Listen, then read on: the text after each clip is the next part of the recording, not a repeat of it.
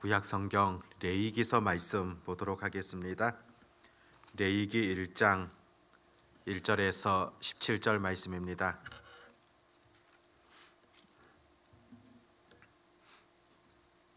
레위기서 1장 1절에서 17절입니다. 같이 하나님의 말씀을 읽도록 하겠습니다.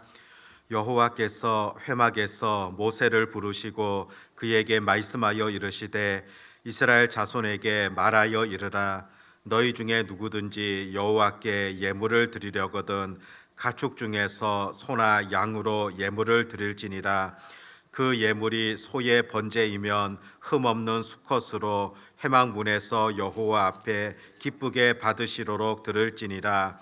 그는 번제물의 머리에 안수할지니 그를 위하여 기쁘게 받으심이 되어 그를 위하여 속죄가 될 것이라.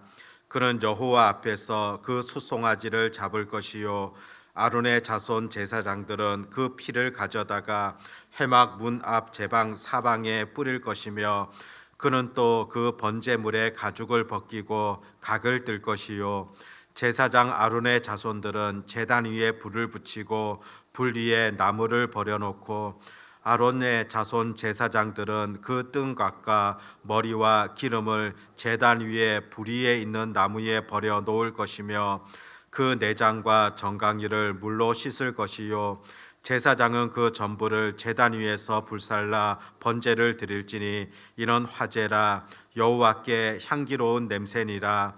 만일 그 예물이 가축대의 양이나 염소의 번제이면 흠 없는 수컷으로 드릴지니 그가 제단 북쪽 여호와 앞에서 그것을 잡을 것이요 아론의 자손 제사장들은 그것의 피를 제단 사방에 뿌릴 것이며 그는 그것에 각을 뜨고 그것의 머리와 그것의 기름을 베어낼 것이요 제사장은 그것을 다 제단 위에 불 위에 있는 나무 위에 버려 놓을 것이며 그 내장과 그 정강이를 물로 씻을 것이요 제사장은 그 전부를 가져다가 제단 위에서 불살라 번제를 드릴지니 이는 화제라 여호와께 향기로운 냄새니라.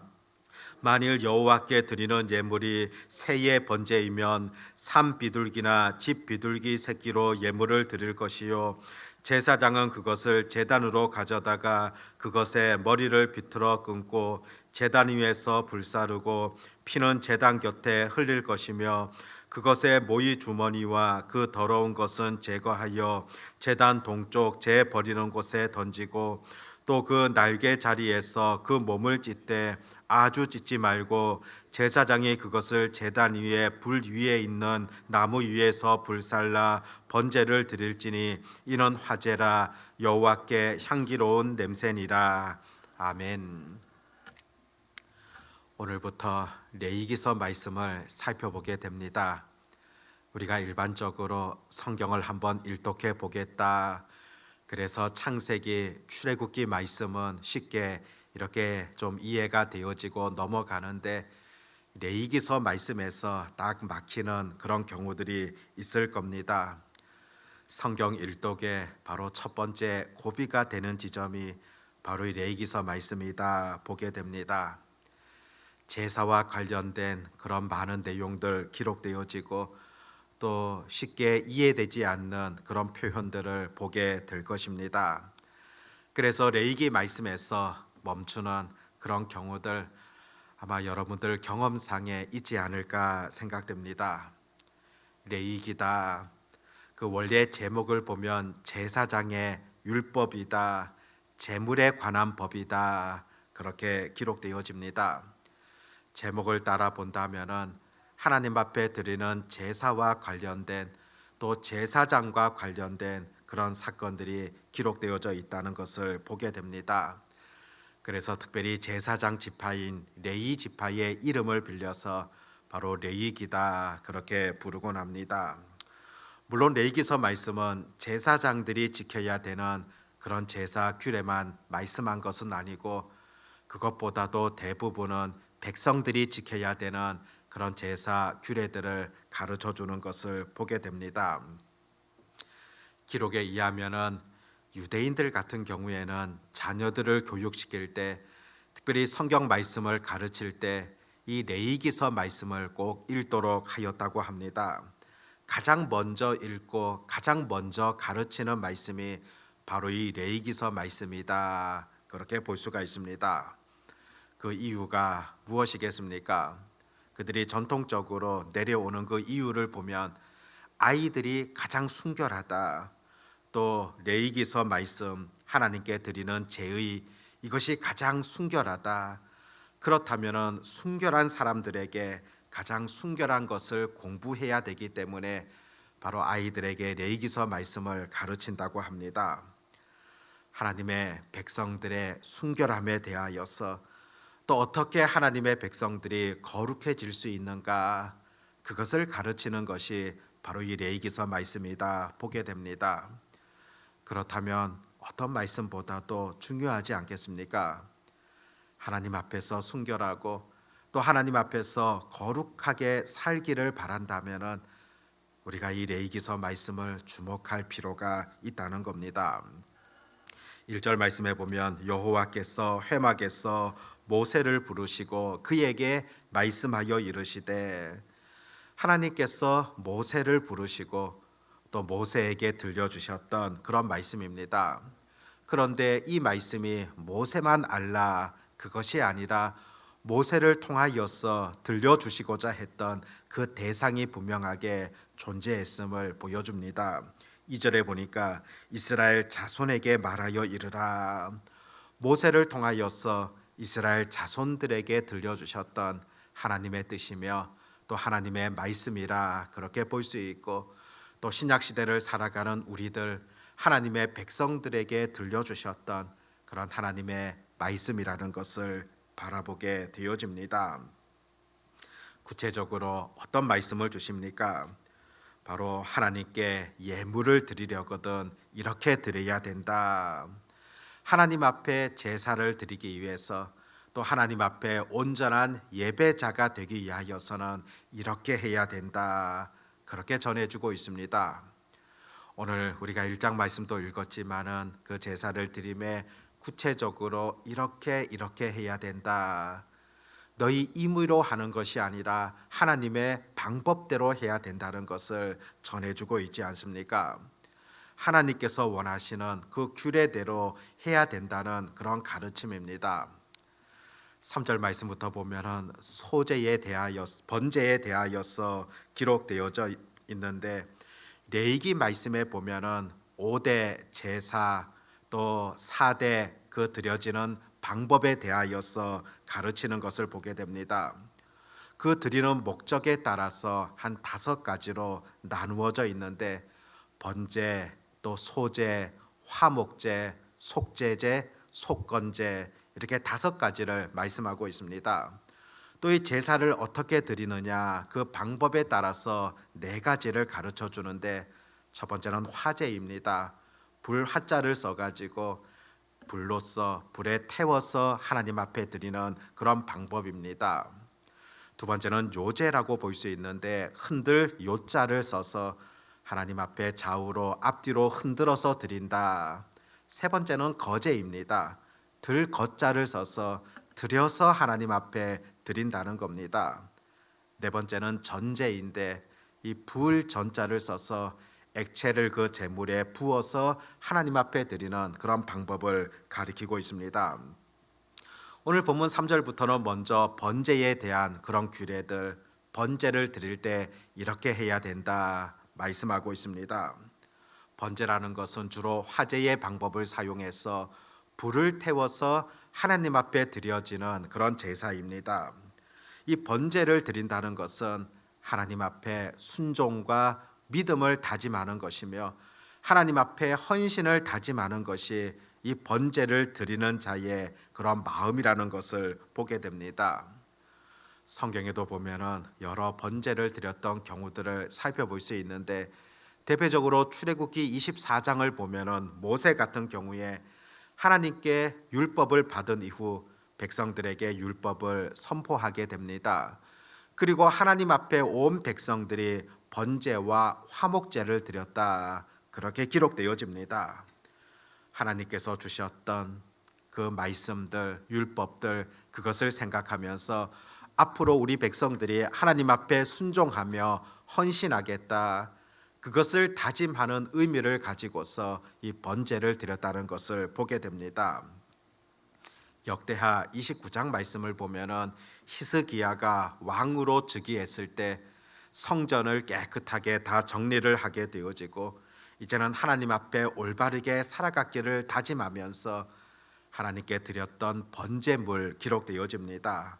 이때 드렸던 번제 역시 이제는 하나님 앞에서 깨끗하게 또 거룩하게 살아가겠다를 다짐하는 그런 헌신이지 않습니까?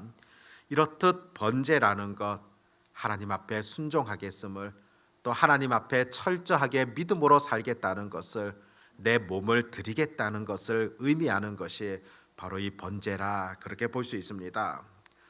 그런데 번제를 드릴 때 그 제물로 드려지는 다양한 동물들이 오늘 본문 속에 등장합니다. 3절에서는 숫소가 나오고 10절에서는 숫양과 숫염소가 나옵니다. 14절에서는 산비둘기나 집비둘기가 나타나고 있습니다. 하나님께서는 모두에게 다 동일한 제물, 그것을 말씀하신 것이 아니다. 다른 말씀을 빗대어 볼 때 하나님께서는 빈부에 따라서 가난한 자들에게는 이렇게 비둘기를 드리도록 그렇게 허락하셨던 것을 보게 되어집니다. 그런데 왜 하나님은 수컷을 바치라, 오늘 본문에도 보면은 수양, 또 수염소, 또 수소, 왜 수컷을 바치라 그렇게 말씀하셨겠습니까? 이것은 당시에 일반적으로 수컷이 더 비쌌기 때문입니다. 하나님 앞에 더 헌신을 요구하시는 그런 하나님의 분명한 뜻이 있다고 볼 수 있습니다. 그렇기 때문에 흠 없는 것도 요구하시는 것도, 흠 없는 것이 더 가치 있기 때문이지 않습니까? 더 가치 있는 것을, 더 소중한 것을 더 헌신적으로 하나님 앞에 드려야 된다는 것을 가르치시는 그런 말씀이다 보게 됩니다. 4절에 보면 그는 번제물의 머리에 안수할지니 그를 위하여 기쁘게 받으심이 되어 그를 위하여 속죄가 될 것이라. 그 제물을 드릴 때 드리는 자가 짐승에 안수를 한다, 그렇게 표현하고 있습니다. 안수한다, 두 가지 의미를 갖고 있거든요. 하나는 사람 속에 있는 죄가 이 안수함을 통하여서 이 동물에게로 옮겨진다, 전가되어진다, 그런 의미를 가지고 있고, 또 다른 하나는 안수함을 통하여서 이 제물을 드리는 자와 이 동물의 동일화가 되어진다는 그런 의미를 가지고 있습니다. 동일시한다는 것이죠. 그러니까 이 동물이 죽음을 통하여서 죽게 되어지듯이 나도 하나님 앞에서 이 몸을 바치겠다는, 이 생명까지도 바치겠다는 그런 의미가 바로 이 안수함을 통하여서 보여진다는 것입니다. 그런 점에서 이 번제라는 것, 하나님 앞에서 헌신을 다짐함과 더불어서 정말로 내 몸을 온전히 하나님 앞에 드리겠다는 그런 의미, 그리고 더 나아가서 그 속에서는 내 죄를 대신하여 죽게 되어지는 속죄의 개념들도 찾아볼 수 있다는 것입니다. 그래서 4절 마지막 부분에 보면 그를 위하여 속죄가 될 것이다, 그렇게 기록되어져 있는 것을 살펴보게 됩니다. 이 제사라는 것, 오늘날의 개념으로 한다면 하나님 앞에 드려지는 예배라고 볼 수가 있습니다. 신약시대를 살아가는 우리들에게는 예배적인 삶에 적용해 볼 수가 있습니다. 앞서서도 보았듯이 이 짐승에게 안수한다, 동일시한다는 개념이며, 이 짐승이 죽게 되어짐을 통하여서 나도 하나님 앞에 온전히 내 모든 것을 바치겠다는 그런 의미가 들어있다고 했습니다. 바로 내가 하나님 앞에서 온전한 헌신자가 되어진다는 것을, 또 나의 생명까지도 하나님 앞에 드리겠다는 그런 결단이 바로 오늘 우리의 예배 속에서도 반드시 필요합니다. 실제 우리의 예배가 나를 하나님 앞에 드린다, 내 온 몸을 하나님 앞에 헌신한다는 그런 다짐들이 바로 우리 예배 가운데 들어 있다는 것입니다. 실제로 신약시대를 살아가는 우리들에게는 분명히 하나님께서 가르쳐 주신 것이 있지 않습니까? 우리가 주일에 드려지는 그 예배뿐만이 아니라 우리의 궁극적인 삶의 예배까지 하나님께서는 전해주셨습니다. 로마서 12장 1절 말씀 보면 그러므로 형제들아 내가 모든 하나님의 자비하심으로 너희를 권하노니 너희 몸을 하나님이 기뻐하시는 거룩한 산 제물로 드리라 이는 너희가 드릴 영적 예배니라 그렇게 가르쳐주고 있습니다. 이제는 거룩한 산 제물로 드리라 살아있는 제물로 드리라는 겁니다. 구약 성경에서는 제물을 죽임을 통하여서 그렇게 드려졌다고 한다면 신약 시대를 살아가는 우리들은 살아있는 제물로 우리 삶 자체가 하나님 앞에 예배가 되어져야 되고 삶 자체가 하나님 앞에 온전히 드려지는 그런 삶이 되어야 한다는 것을 우리 신약 성경을 통하여서 우리들에게 전해주고 있지 않습니까? 이 레위기서 말씀 앞으로 우리가 새벽마다 묵상할 때인데 조금 어려운 그런 부분도 있지만은 하나님과의 관계에 있어서 정말 중요한 것이 어떤 것인가를 가르쳐주고 있습니다. 죄인된 우리 인생들이 어떻게 하나님께로 나아갈 수 있는지를 또 하나님의 은혜를 통하여서 우리가 이 땅 가운데서 어떻게 거룩히 살아가야 될 것임을 가르쳐 주시는 말씀이 바로 이 레위기서라고 볼 수 있습니다. 그렇다면 성경의 어떤 말씀보다도 의미 있고 우리 삶을 구체적으로 가르쳐 주시는 삶의 지침을 주는 그런 말씀이다 보게 되어집니다. 앞으로 우리가 레위기서 말씀을 묵상하며 이 하나님의 뜻을 잘 깨달을 수 있기를 바라고 하나님께서 원하시는 그 방법을 우리도 이 삶을 통하여서 실천할 수 있는 그런 은혜가 우리 모두에게 있어 지시기를 바랍니다. 기도하겠습니다. 하나님 아버지, 레위기서 말씀을 통하여 들려주시는 하나님의 뜻, 그 하나님의 마음이 어떤가를 앞으로 잘 살펴볼 수 있도록 지혜를 더해 주시기를 간절히 원합니다. 특별히 죄인된 우리 인생들이 어떻게 하나님께로 나아갈 수 있으며 또 그 구원의 은혜가 어떠한가를 잘 살펴보게 하시고 또 구원받은 하나님의 자녀들이 이 땅 가운데서 어떻게 거룩하게 살아가야 될 것임을 이 말씀을 통하여 잘 발견하며 실천할 수 있는 그런 은혜가 있게 하여 주시옵소서.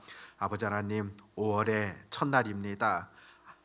이번 한 달 동안에도 또 하나님께서 바라시는 바 잘 깨닫게 하여 주시옵고 또 말씀이 내 마음속에만 거하고 있는 말씀 아니라 내 삶을 통하여서 온전히 실천되어지는 그런 능력의 말씀들이 되게 하여 주시옵소서. 특별히 5월에는 가정을 잘 돌아보게 하여 주시옵시고 또 가정 속에서 우리가 해야 될 역할들, 그 사명들을 잘 실천할 수 있도록 도와주시옵시고 또 혹 믿지 않는 그런 가족들이 있다면 더 안타까운 마음으로 구원을 위하여 함께 기도할 수 있는 그런 시간들이 되게 해 주시기를 소망하옵나이다. 아버지 하나님, 오늘도 저희들에게 이렇게 귀한 하루를 선물로 주셨는데 하나님 앞에서 의미 있게 만들어갈 수 있도록 도와주시옵고 내 방법, 내 생각이 아니라 하나님의 뜻을 잘 분별하며 실천할 수 있는 그런 은혜가 오늘 하루를 살아가는 우리들에게 있게 하여 주시옵소서. 아버지 하나님, 험악한 이 땅을 살아갈 때 내 힘으로 할 수 없다는 사실을 고백하게 되어집니다. 오늘도 전능하신 하나님의 능력을 힘입어 또 나아가게 하시고 또 우리가 기도함을 통하여서 성령의 놀라운 은혜와 충만함을 통하여 이 땅을 힘있게 나아갈 수 있는 그런 은혜가 있게 하여 주시옵소서. 오늘도 우리와 함께 하시는 하나님의 놀라운 은총을 감사하오며 우리 주 예수님의 이름으로 기도드립니다. 아멘.